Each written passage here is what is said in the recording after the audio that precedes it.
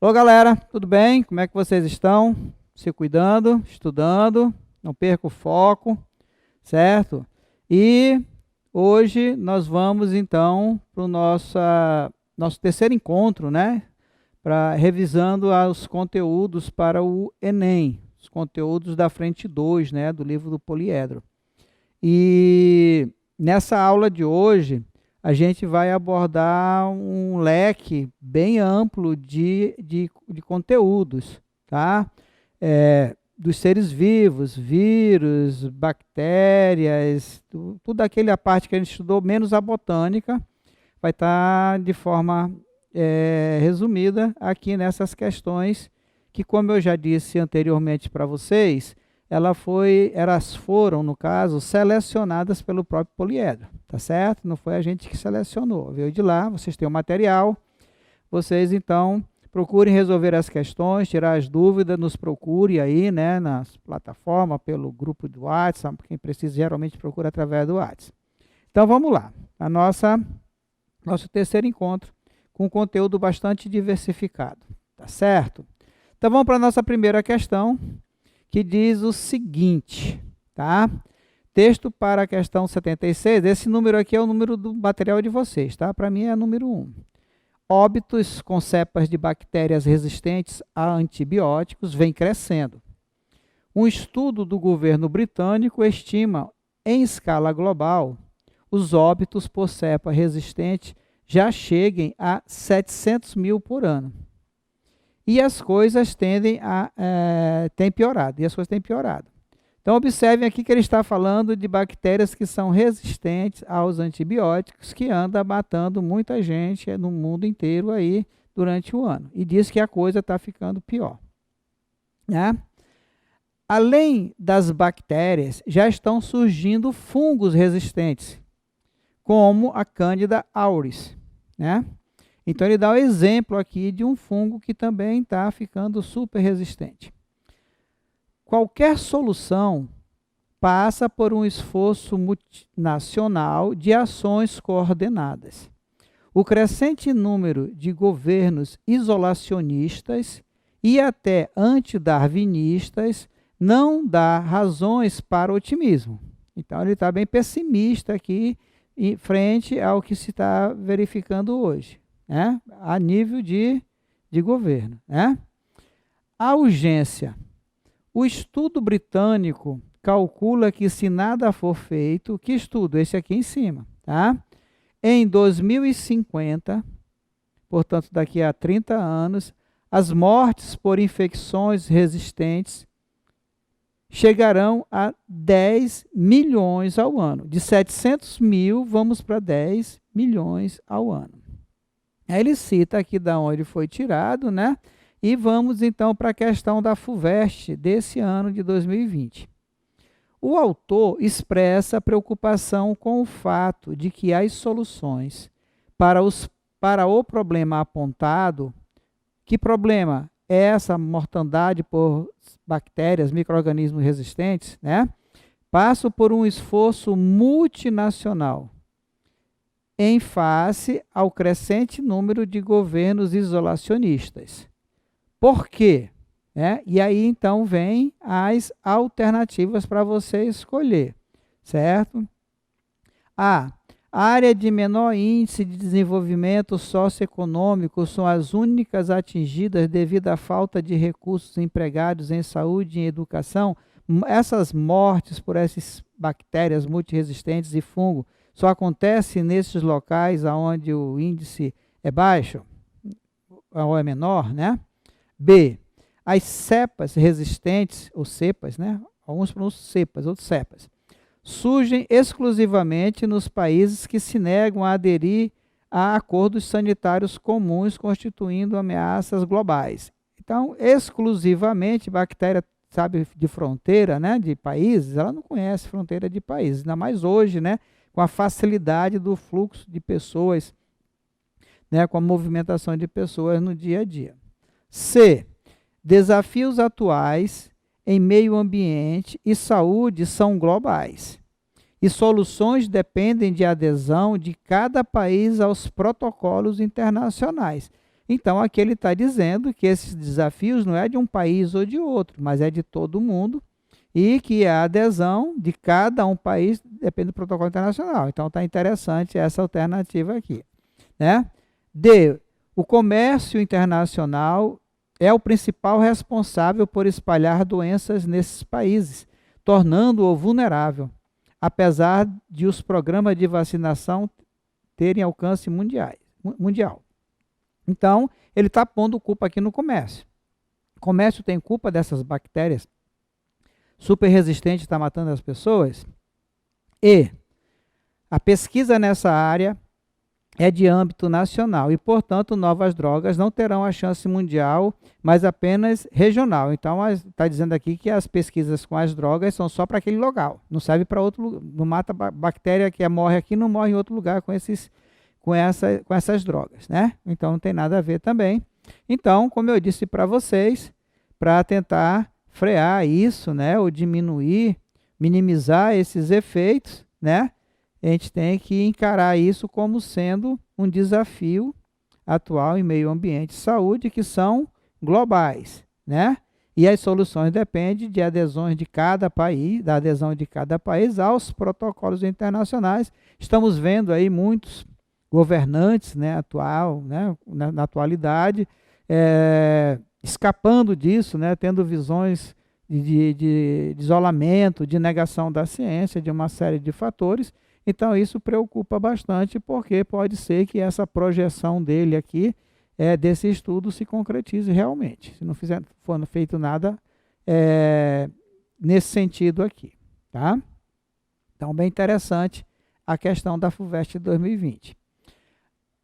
A Unesp, em 2020, ela trouxe essa questão aqui muito interessante, que ela envolve um pouco de conhecimento, né, da literatura, da biologia e dá um pouco da história também. No romance O Amor nos Tempos de Cólera, de Gabriel Garcia Marques, relata os primeiros contatos do jovem médico Juvenal Urbino, um dos 3 protagonistas do romance com a cólera. Tá? Então, esse cara aqui é um jovem médico.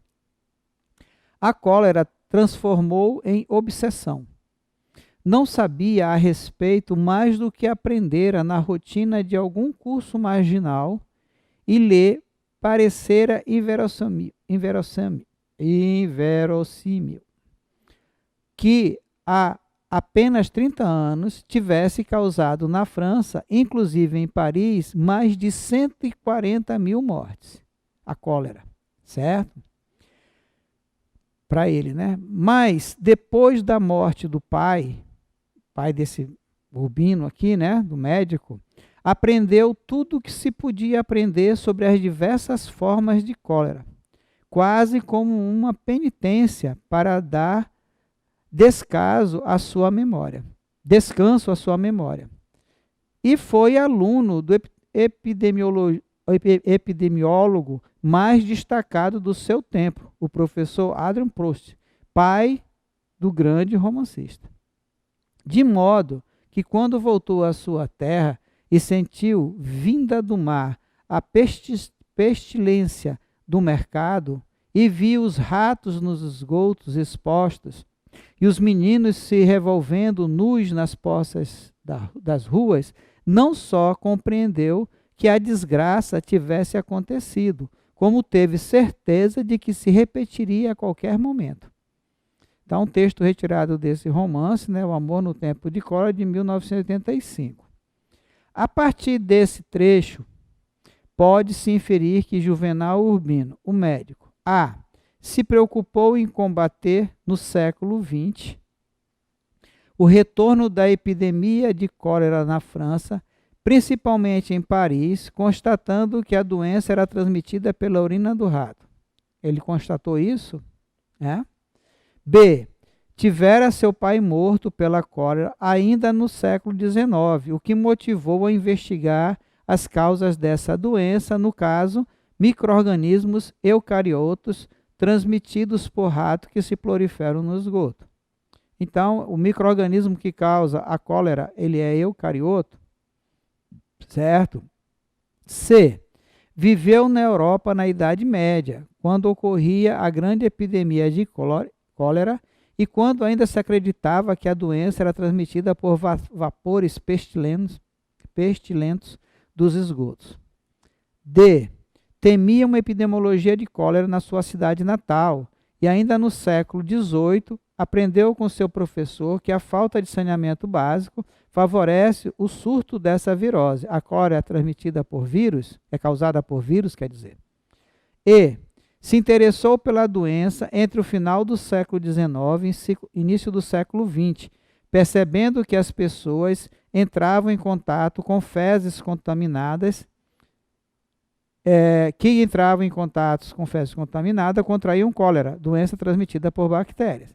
Então, para você responder essa pergunta, você primeiro tem que saber, na parte de biologia, né, qual é o patógeno que causa a cólera. É um vírus, é uma bactéria, é um micro-organismo. Se for uma bactéria, ela é eucarioto, ela é procarioto.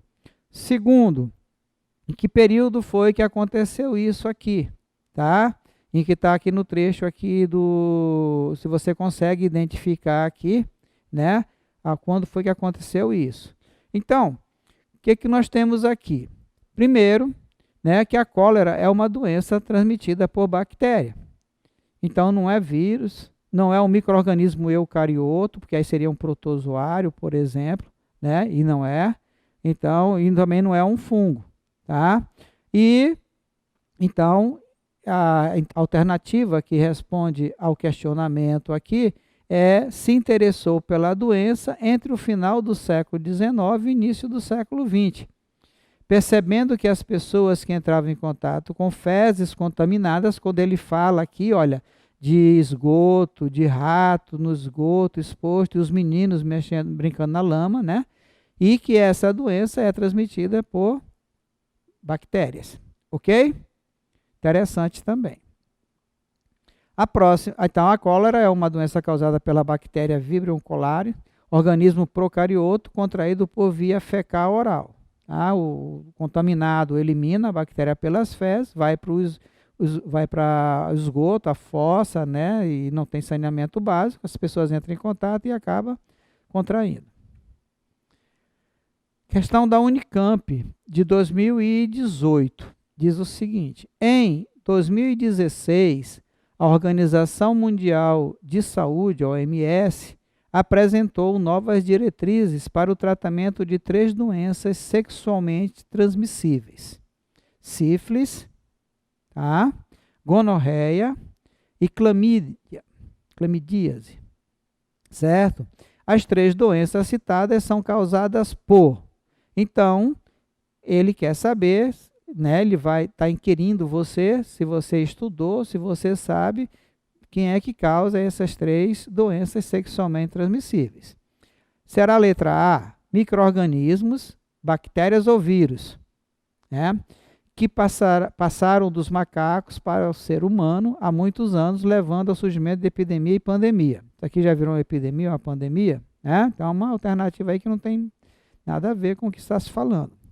B, bactérias que podem se tornar resistentes a antibióticos se utilizados em excesso ou de forma inapropriada, dificultando o tratamento. Essas doenças, sífilis, gonorreia e a clamídia, elas são, a bactéria, né, clamidíase, elas são causadas por bactérias, tá certo? Então essa B aqui tá boa. Vamos ver aqui a C. Bactérias que podem ser tratadas e eliminadas pelo uso diligente de preservativo, masculino ou feminino, durante a relação sexual. Então,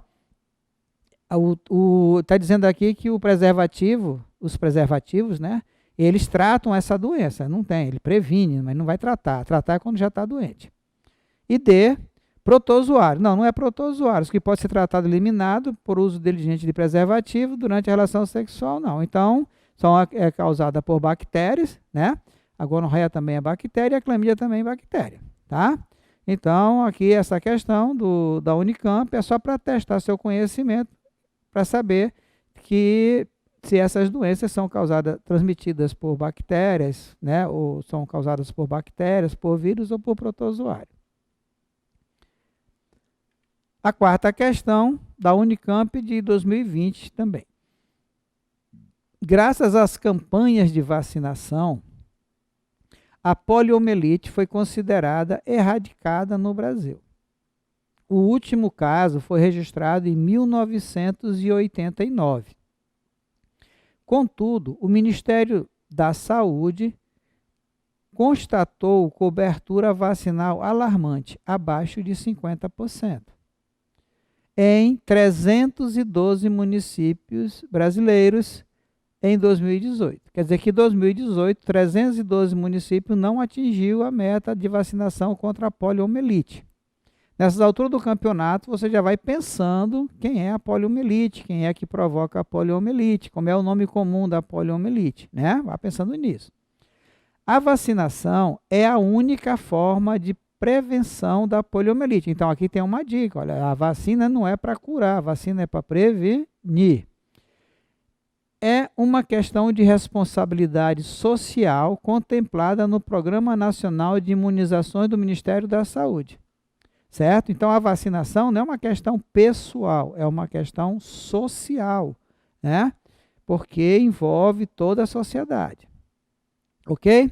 Então, aqui ele faz um preâmbulo falando da poliomielite, da importância da vacinação, dos riscos e tal. Aí agora vem a pergunta propriamente dita, né? Assinale a alternativa que caracteriza corretamente a poliomielite.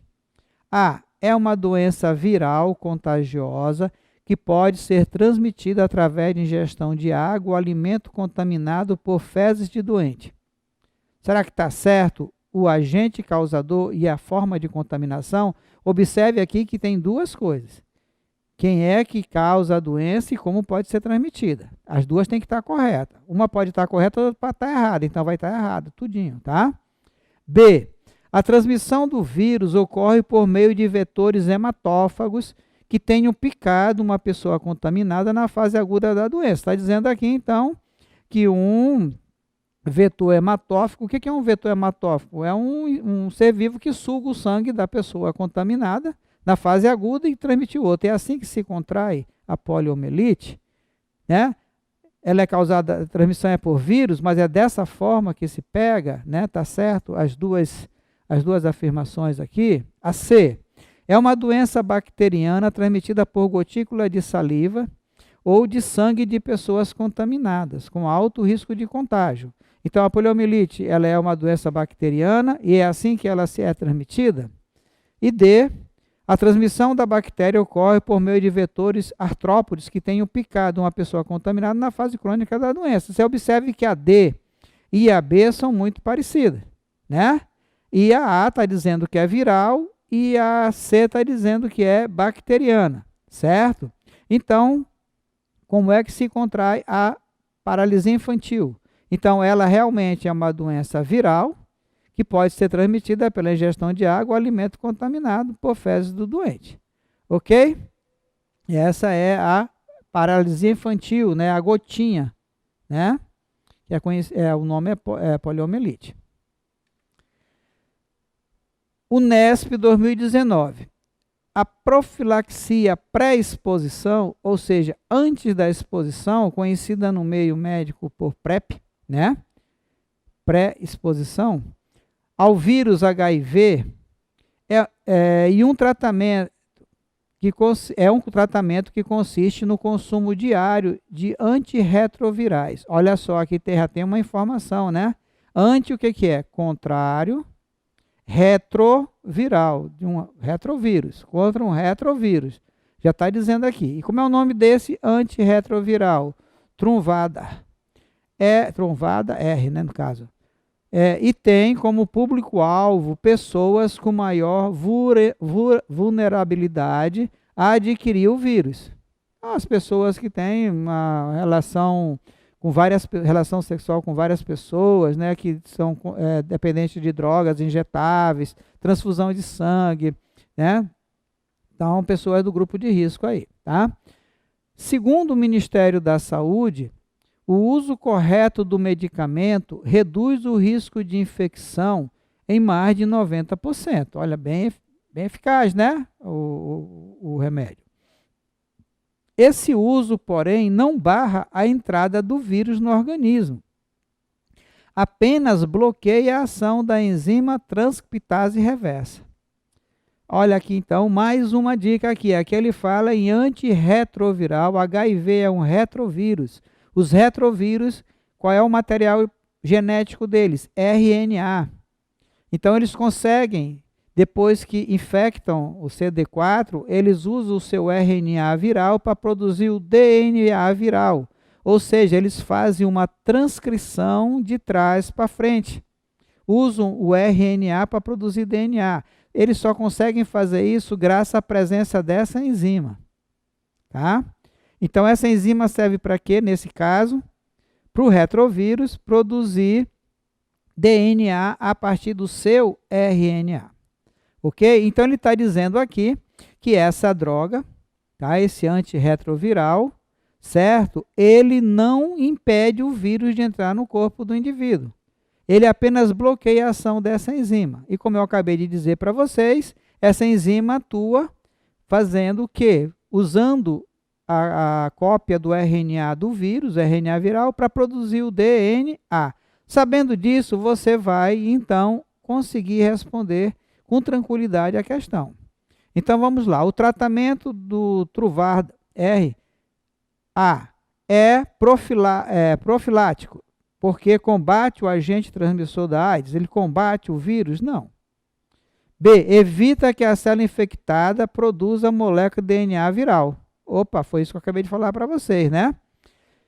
Dispensa o uso de método contraceptivo de barreira. Dispensa a camisinha? Não. Impede a entrada do vírus? Lá está dizendo que aqui ele não impede a entrada do vírus, não barra a entrada do vírus, não impede. Pode ser eficaz contra vírus constituído de DNA? Não, porque o de DNA não precisa da transcriptase reversa e a droga atua bloqueando a ação da transcriptase reversa. Então, o que essa droga faz? Ela evita que a célula infectada produza molécula de DNA viral. Sem o DNA viral, não tem o RNA mensageiro, não tem cópia do vírus, o nível do vírus, né, no corpo do indivíduo não vai aumentar, que ele fala aqui que diminui em 90%. Ok? Interessante. O NESP de 2017, uma questão que fala sobre algumas doenças sexualmente transmissíveis. Vamos ver o que fala aqui. As chamadas doenças sexualmente transmissíveis, conhecidas como DSTs, também são transmitidas por outras vias, além da relação sexual. O quadro apresenta algumas DSTs. Então, aqui fala sífilis, a bactéria, o treponema pálido. Os sintomas, lesões nos órgãos genitais, na pele e na mucosa, pode afetar o sistema nervoso e levar à morte. E pode transmitir da mãe para o filho, se a mãe estiver infectada pelo treponema pálido. Cancro mole, chamado popularmente de cancro venéreo, simples ou cavalo. A bactéria é Haemophilus ducreyi. Lesão nos órgãos genitais, mais frequentemente no homem.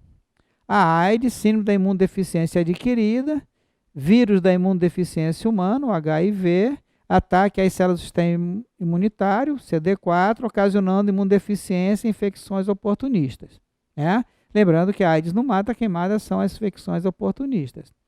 A gonorreia, hemorragia, bactéria Neisseria gonorreias, ardor ao urinar e secreção uretal de cor amarelada.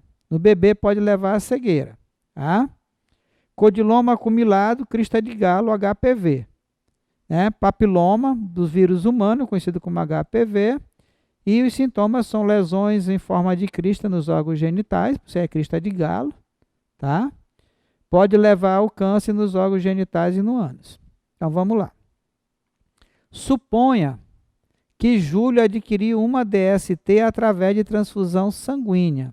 Qual dessas aqui, além do ato sexual, também pode ser transmitida por transfusão sanguínea? O cancro mole, o codiloma, a AIDS, a gonorreia ou sífilis. Então, a AIDS pode ser por transfusão de sangue e a sífilis também, embora hoje esteja mais difícil porque são feitos exames antes de admitir o doador. Então, ficamos só com essas duas aqui, né? Então, Esse é quem é o Júlio. Paulo adquiriu uma DST ainda no ventre materno. Aí então, pronto, saiu a sífilis aqui do Júlio.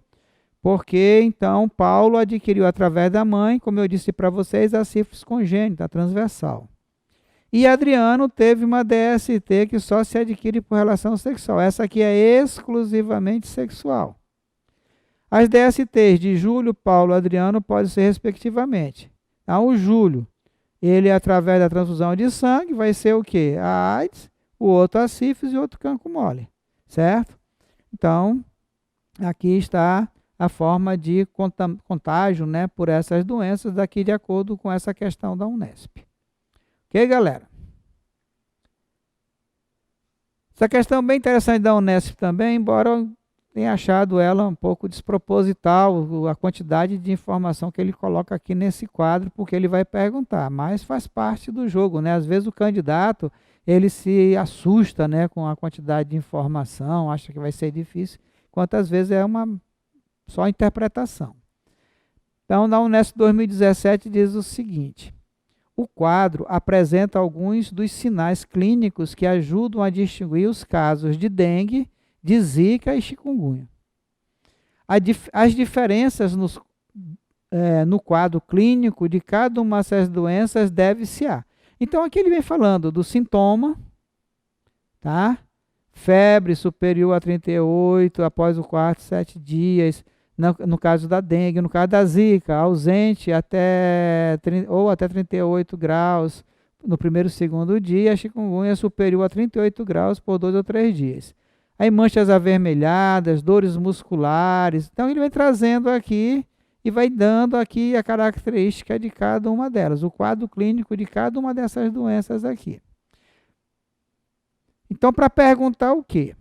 As diferenças no quadro clínico de cada uma delas deve ser a quê? Por que que cada uma delas tem um quadro clínico diferente?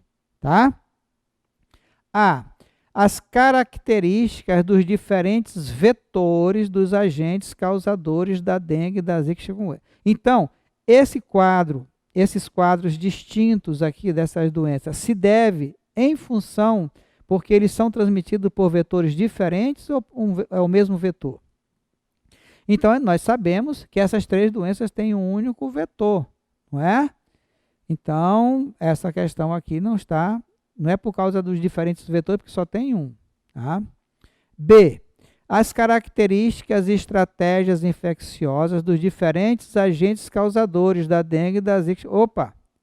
Isso aqui também é bastante interessante, isso aqui, né? Vamos ler as outras. C. As características climáticas das diferentes regiões geográficas onde ocorre. Então, dengue já é uma epidemia, né? Então, não tem diferentes regiões geográficas, não, né? Essas doenças não têm diferentes. E não é o clima que vai fazer com que o quadro clínico de cada um seja diferente. Não interfere. D. Aos diferentes modos de transmissão dos agentes causadores, não. O modo de transmissão é o mesmo, através da transmissão da picada do inseto. E a diferença na resposta imunológica dos infectados em resposta ao mesmo agente causador também não. Então, as características e estratégias infecciosas de cada dos diferentes agentes causadores da dengue, da zika e da chikungunya. Certo? Dengue, zika, chikungunya são 3 sorotipos de vírus, são doenças virais, né?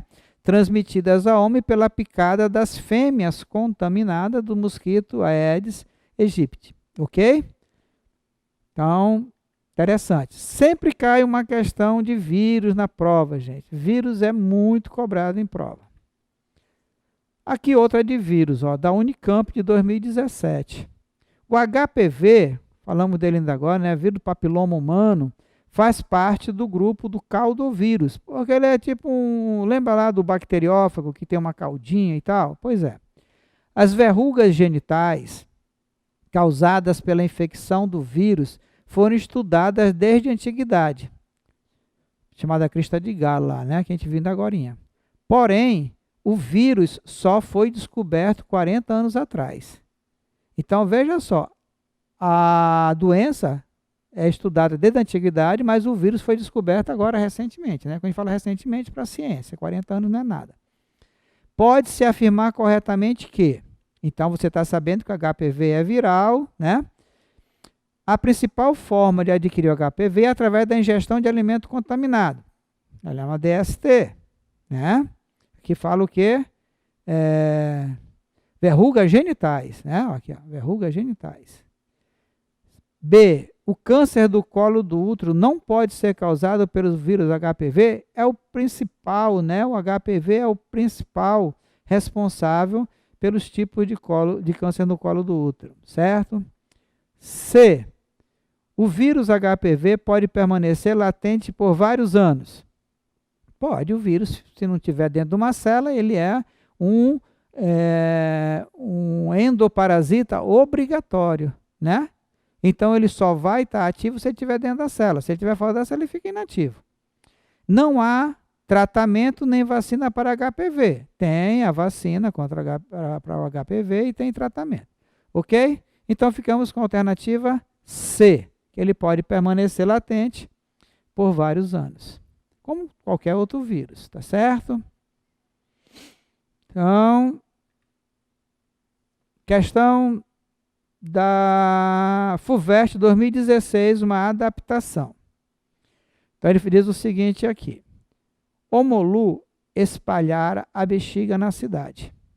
Era uma vingança contra a cidade dos ricos. Mas os ricos tinham a vacina. Que sabia Omolu de vacinas? Era um pobre deus das florestas da África, um deus dos negros pobres, que podia saber de vacinas. Então a bexiga desceu e assolou o povo de Omolu. Tudo o que Omolu pôde fazer foi transformar a bexiga de negro em alastrim, bexiga branca e tola. Assim mesmo, morrerá negros, morrerá pobre. Mas o Omolu dizia que não fora o alastrim que matara, fora o lazarento. Omolu só queria que o alastrim marcasse seus filhinhos negros. O lazarento é que os matava. O que é lazarento? Lazarento aqui, né? É um estabelecimento para isolamento sanitário de pessoas atingidas por determinadas doenças, né?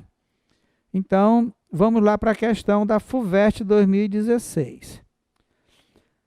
As informações contidas no texto permitem concluir corretamente que a doença de que se fala caracteriza como. Aí vem aqui as alternativas. Ele está falando do quê? De bexiga. O que é a bexiga? Certo? Vocês sabem como é o nome? A bexiga é o nome popular, né? Então vamos lá. Quem é que causa a bexiga? É vírus, é bactéria, é protozoário? É isso que ele quer saber de você. Então, A. Moléstia contagiosa de caráter epidêmico causada por vírus. Será? Endemia de... Então você tem que saber o que é uma epidemia, né? Uma endemia, tem que saber o que é uma endemia, de zonas tropicais causadas por vírus, prevalente no período chuvoso do ano. Então, está dizendo que a bexiga só dá na época da chuva, né? Surto infeccioso de etiologia bacteriana decorrente de más condições sanitárias. É isso? D. Infecção bacteriana que em regra apresenta-se simultaneamente sob uma forma branda e uma grave.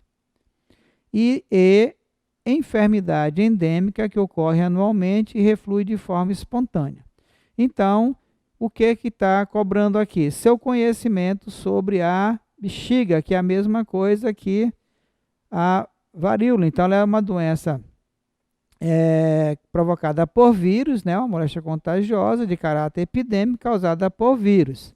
A bexiga e a alastrim são denominações atribuídas à varíola, tá? Doença contagiosa de caráter epidêmico, uma doença infecciosa que ocorre com incidência em algumas populações e regiões. Tá certo?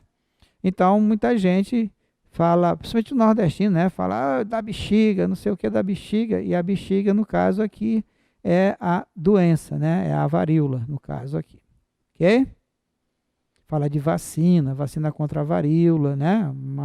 Uma Uma doença que já se encontrava erradicada já há muito tempo. Unicamp 2016. O sarampo é uma doença infectocontagiosa provocada pelo morbilivírus.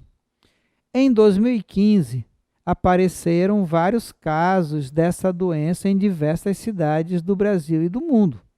Aí doenças que estavam praticamente erradicadas voltando, né, em pleno século XXI.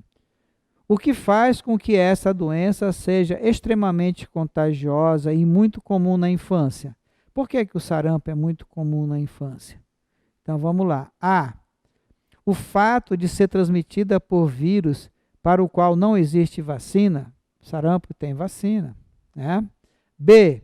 O fato de ser frequentemente transmitida por secreção das vias respiratórias, com gotículas eliminadas pelo espirro e pela tosse. C. O fato de ser transmitida apenas por meio de insetos vetores, não tem nada a ver insetos vetores nesse caso. E D. O fato de ser extremamente contagiosa apenas em criança desnutrida, recém-nascida e criança portadora de imunodeficiência. Aqui no Brasil, nesse período aí, teve até jogador de futebol pegando sarampo, né? Não sei se vocês lembram disso. Então, ela é extremamente contagiosa e comum na infância pelo fato de ser transmitida por secreção das vias respiratórias, como gotículas eliminadas pelo espirro ou pela tosse. Então, uma questão também tranquila, a meu ver. Então, aqui outra vez, falando de óbitos, né? Questão de número 86 no material de vocês, é da FUVEST 2020. Óbitos por cepa de bactérias resistentes a antibiótico vem crescendo. Certo? A gente já viu esse texto aqui em uma questão anterior. Um estudo do governo britânico estima que em escala global os óbitos por cepa resistentes já chegam a 700 mil por ano e a coisa tem piorado. Além das bactérias, já estão surgindo fungos resistentes como a Candida auris. Então já vimos isso aqui. Qualquer solução, aí vem aquele negócio que ele fala também, já lemos esse enunciado aqui, né? Vamos ler de novo. Pode ser que você não acompanhou tudo. Qualquer solução passa por um esforço multinacional, né, de todas as nações, de ação coordenada. O crescente número de governos isolacionistas e até antidarwinistas não dá razão para otimismo, há urgência. O estudo britânico calcula que, se nada for feito, em 2050, as mortes por infecções resistentes chegarão a 10 milhões ao ano. Aí diz assim, várias espécies do gênero Cândida, quem é Cândida? Já estão fungo. Tá? Então, olha aqui, ó, tem que voltar aqui, ó. Tá? Então, eles usaram o mesmo enunciado para várias questões nesse ano. Tá? Várias espécies do gênero Cândida, que pertencem ao grupo de fungos unicelulares, são as chamadas leveduras, né? Reproduzem-se por brotamento, chamado gemulação. Tá? Vai lá na teoria que nós damos isso aqui, lá no livro de vocês, tá? Acho que é o livro 2 ou 3. Espalhando-se rapidamente.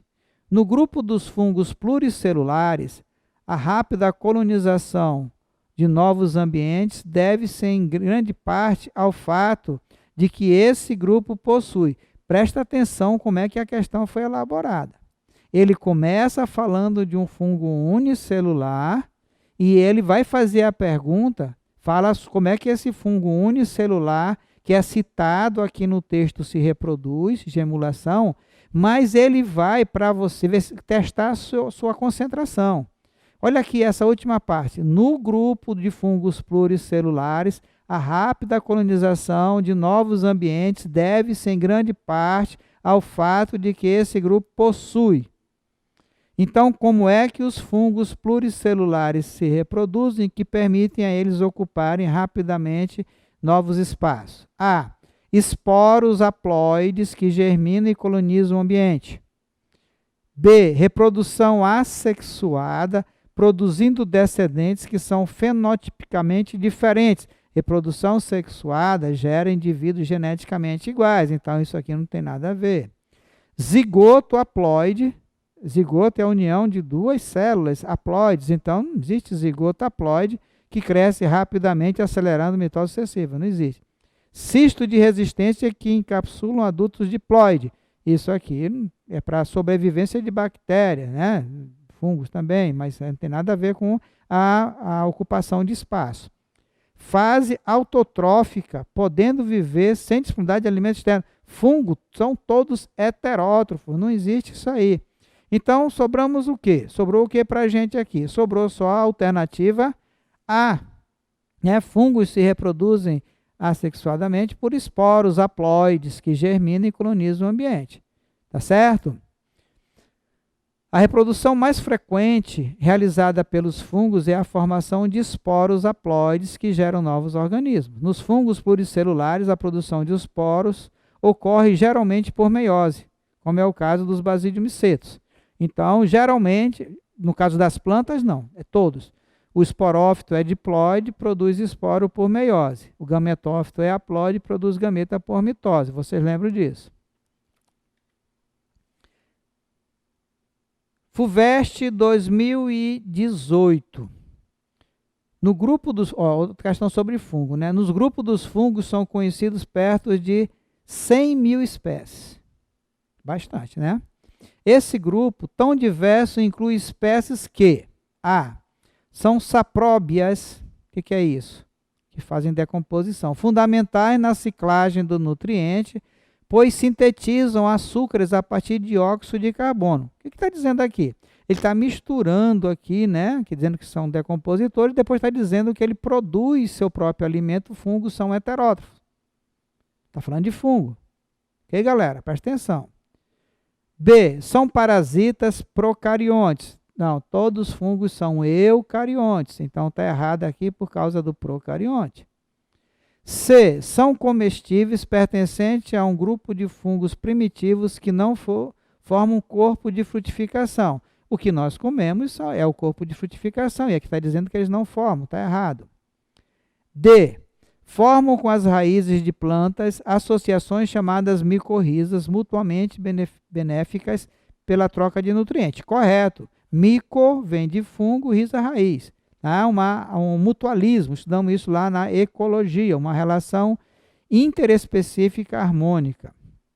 E realizam respiração na presença de oxigênio e fotossíntese. Não faz fotossíntese porque todo fungo é heterótrofo, ok?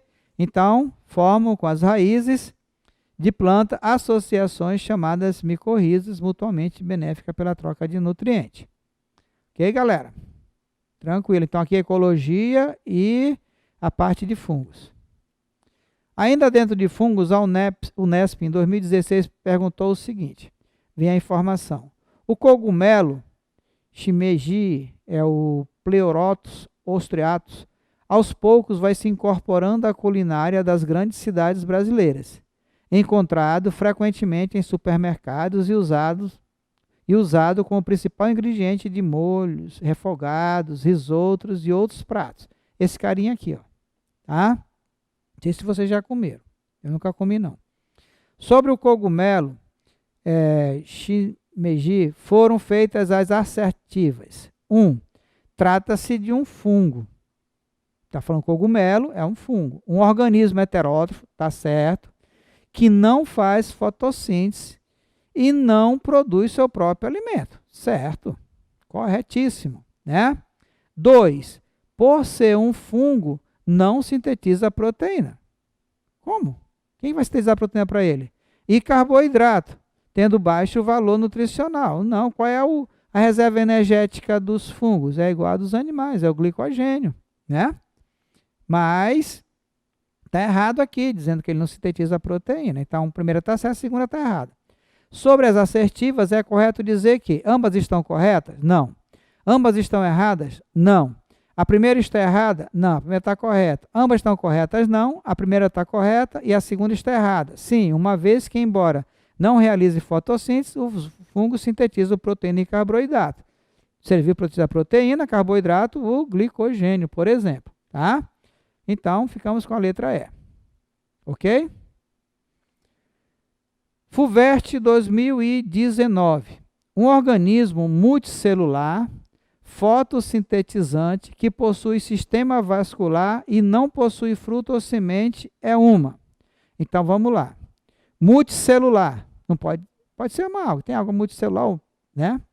Fotossintetizante. Todos são. E que não possui sistema vascular. Geralmente as algas se referem a unicelular. Então ficou briófita, pteridófita, gimnosperma e angiosperma. Quem é que não possui sistema vascular? Quem são as vasculares? São as briófitas, mas as pteridófitas já são vasculares. E não possui fruto nem semente. Então sobrou quem aí? As pteridófitas, tá? E que possui sistema vascular, perdão. E que as briófitas não possuem sistema vascular, mas as pteridófitas possuem. Depois aqui a aquisição evolutiva do sistema vascular, aqui a semente e aqui o fruto, né? Ok? Então, tranquilo, essa questão aqui, manjadíssima, cai muito, inclusive uma que a gente vai ver aqui em seguida, logo mais. Ainda na área dos fungos, né? Em uma aula de campo, os alunos encontraram, crescendo sobre um tronco caído na mata, organismos conhecidos como orelha de pau.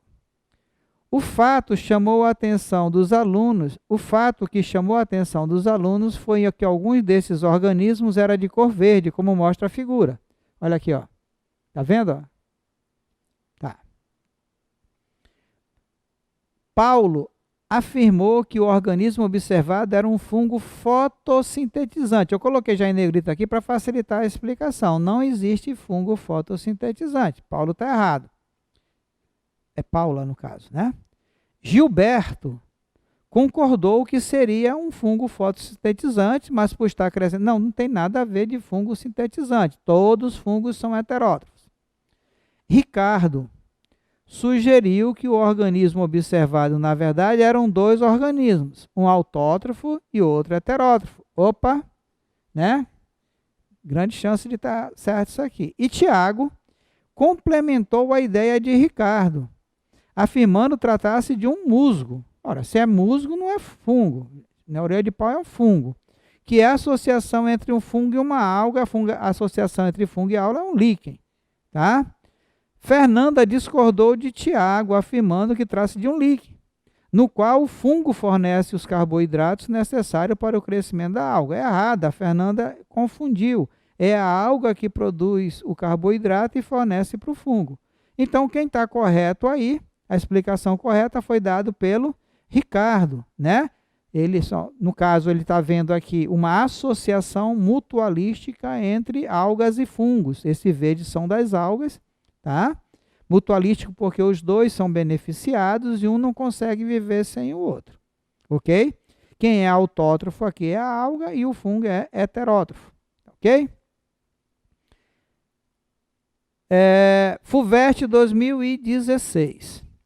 Assinale a alternativa que ordena corretamente 3 novidades evolutivas de acordo com seu surgimento no processo de evolução das plantas terrestres.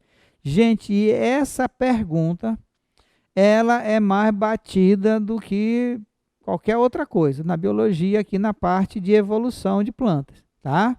Então, há uma possibilidade muito grande de alguma prova que você for fazer, te perguntarem isso aqui, do mesmo jeito praticamente, tá? Então, o que apareceu primeiro? Sistema vascular, semente ou flor? Foi um dos últimos, né? Então, já tiramos o processo evolutivo, né? Aí, sistema vascular, as briófitas não tem, pteridófitas tem. Depois vem quem veio primeiro? Primeiro veio a flor, depois a semente, primeiro veio a semente, depois a flor. Então, primeiro veio a semente, depois veio a flor. Questão mamão com açúcar, né? Super manjada, várias vezes caiu em todos os vestibulares do Brasil, vários anos seguidos. Aqui, ó. Olha essa questão aqui. Também Enem, vestibular, de norte a sul, de leste a oeste. Unicamp 2016. De acordo com o cladograma a seguir, é correto afirmar que A é briófita, clorofila A e B? Não. E B é pteridófita? Não, pteridófita não surgiu aqui. Aqui na pteridófita surgiu o vaso condutor, né? E C é espermatófita. C é uma espermatófita. D é uma traqueófita e é angiosperma. que é angiosperma, com certeza. C possui semente. Onde surge o vaso condutor já tem semente? D é espermatófita e E é angiosperma? E é angiosperma, com certeza. B é briófita. Opa. D é uma traqueófita. E E possui semente, né? Tem flor e tem fruto. Então, aqui, o que é que nós temos? B é uma briófita. A primeira tem embrião, né? Que as algas não têm. Tá? D é uma traqueófita. Tem vasos condutores. Todo mundo tem vaso condutor traqueófita. Tá? E E possui semente. Tá? Então, aqui são as algas verdes. Aqui são as briófitas. Surge o embrião. Aqui são as pteridófitas, surgem os vasos condutores. Aqui é a gimnosperma, onde surgem as sementes. E E, as angiospermas, onde tem a flor e o fruto, consequentemente. Depois que se adquire uma aquisição evolutiva, ela não regride, né? Normalmente. Ok? Briófitas são avasculares, pteridófitas, gimnosperma e angiosperma vasculares. Gimnosperma e angiosperma produzem sementes. Ok? Muito bem, galera. Então, concluímos aqui nosso terceiro encontro, né, para essa revisão aí para o Enem, com questões bem interessantes, abordando temas variados de vírus, bactérias, de fungos, e já entrando na classificação de plantas, né, das briófitas, pteridófitas, gimnosperma e angiosperma. Deixamos para o nosso quarto e último encontro dessa revisão para o Enem a questão de botânica, né? Todos aqueles capítulos de botânica que nós damos na teoria ficou para o quarto encontro, nosso quarto encontro, certo? Enquanto isso, vocês vão estudando, vão se preparando, porque está cada vez mais perto. E o que a gente quer é aquela vaga lá na universidade para a gente poder ocupar. Beleza? Fiquem em casa, fiquem bem, só saiam se for necessário, sempre usando máscara e obedecendo às recomendações do médico. Não vamos aglomerar por qualquer coisa, não. Tá certo? Qualquer dúvida, nos procure e bye bye, até o nosso próximo encontro. Fui!